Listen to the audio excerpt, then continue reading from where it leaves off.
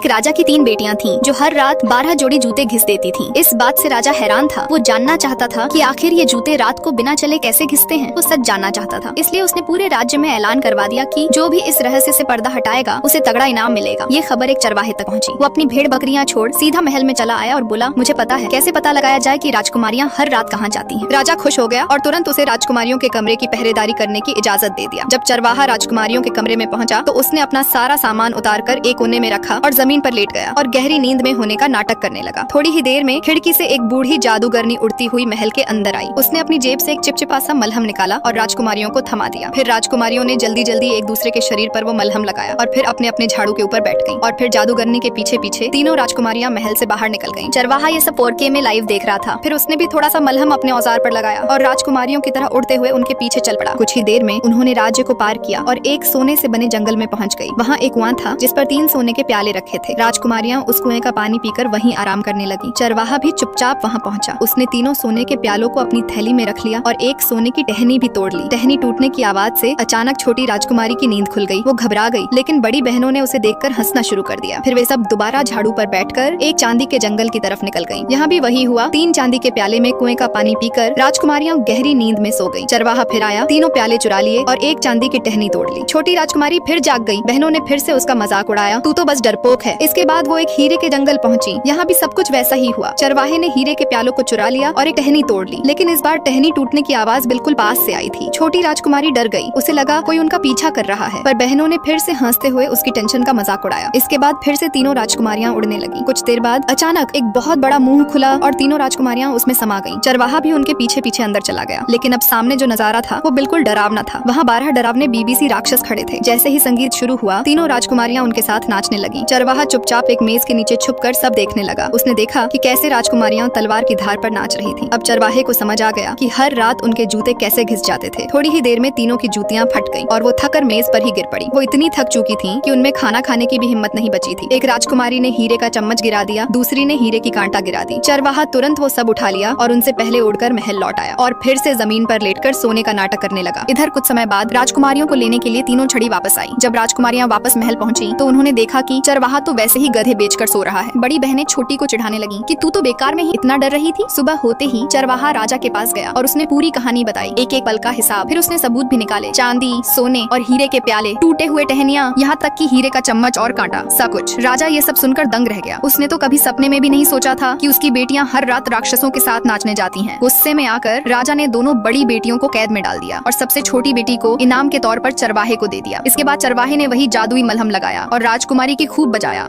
अगर आपको ये वीडियो अच्छी लगी तो वीडियो को लाइक करना।